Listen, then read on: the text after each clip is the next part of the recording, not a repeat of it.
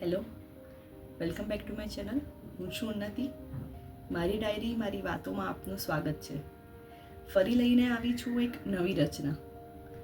આજની રચના વસ્તુ કે વ્યક્તિ જોડે પ્રેમ નહીં પણ ભગવાન સાથેના પ્રેમની વાત છે. જ્યારે વ્યક્તિને ભગવાન સાથે પ્રેમ થાય અને પ્રેમ થયા પછી જે વિરહ હોય છે, દ્રષ્ટિ હજી નથી મળી શકતી કે ભગવાનનો સાક્ષાત્કાર નથી થતો, તો એક જે ભાવ આવે છે એની પર આ રચના છે. તો શરૂ કરું છું આજની રચના. ઝંજીરો સી યાદે તેરી જિંદગી લગે અબ જેલ સી મેરી. ઝંજીરો સી યાદે તેરી જિંદગી લગે અબ જેલ સી મેરી. घुट घुट के अब जी न पाऊँ, बाहर निकलने की राह न पाऊँ. तेरे नाम का दिया जला के, तेरे नाम का दिया जला के ढूंढने फिर मैं तुझे ही जाऊँ. मिल जाए तो पहचान न पाऊँ, ढूंढने फिर मैं भीतर जाऊँ. ढूंढने फिर मैं भीतर जाऊँ. अंदर शोर ज्यादा है मेरे, बाहर माया के कितने घेरे. बाहर माया के कितने घेरे. इन घेरों को तोड़ न पाऊँ, बताना तुझे मैं कैसे पाऊँ. बताना तुझे मैं कैसे પાઉં. આ હતી આજની રચના. આશા રાખું છું કે તમને ગમી હશે. આજની રચનામાં પ્રેમમાં જે વિરહની વેદના થાય એ ભાવ પર મેં આજની રચના લખી હતી. એમાં એક લાઈન આવતી હતી કે મિલ જાય તો પહેચાન ન પાઉં. એટલે ઘણીવાર એવું બને કે ભગવાન આપણી સામે જ હોય અને આપણે ઓળખી ના શકીએ. એવી જ એક ઘટનાની હું એક નાની એવી વાત કરું છું.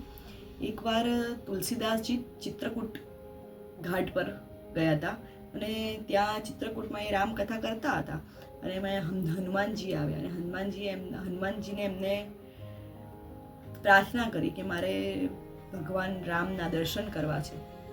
તો હનુમાનજીએ કીધું કે તમે કાલે ચિત્રકૂટના ઘાટ પર આવી જજો, હું તમને દર્શન કરાવીશ. રામજી આવશે તમને દર્શન આપવા માટે એવી વાત કરી.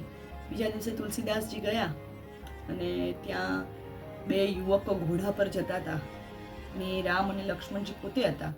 પણ એવું બન્યું કે તુલસીદાસજી એમને ઓળખી ના શક્યા અને એ જતા રહ્યા. પછી હનુમાનજી આવ્યા અને કીધું કે કેવું રામજીના દર્શન થયા ને સાથે લક્ષ્મણજી પણ આવ્યા હતા, દર્શન કર્યા ને તમે. તુલસીદાસજીએ કીધું કે હું તો એમને ઓળખી જ ના શક્યો અને બહુ દુઃખી થઈ ગયા કે પ્રભુ પોતે આવ્યા હતા અને હું ઓળખી ના શક્યો. એ ભાવથી બહુ દુઃખી થયા અને હનુમાનજીને ફરી અરજી કરી કે તમે ફરી મને દર્શન આપે એવું કહો. હનુમાનજીએ કીધું કે તમે કાલે ફરી આવજો ઘાટ પર, ફરી પ્રભુને કહીશ આવશે.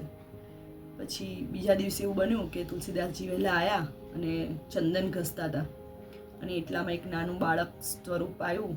બાળકના સ્વરૂપે પ્રભુ આવ્યા અને એમની સામે ઊભા રહી ગયા અને હનુમાનજીને ચિંતા થઈ કે આજે ફરીવાર તુલસીદાસજી નહીં ઓળખી શકે.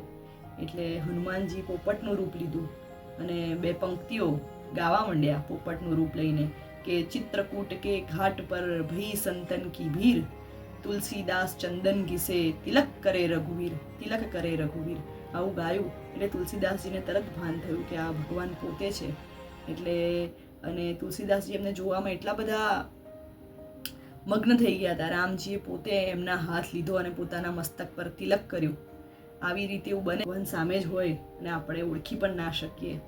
આ જ ભાવ સાથે અને એક વિરહના ભાવ સાથે આજની રચના લખી હતી. આશા રાખું છું કે તમને ગમી હશે. ગમી હોય તો લાઈક કરજો, ફોલો કરો, સબસ્ક્રાઈબ કરો. ફરી મળીશું એક નવી રચના સાથે.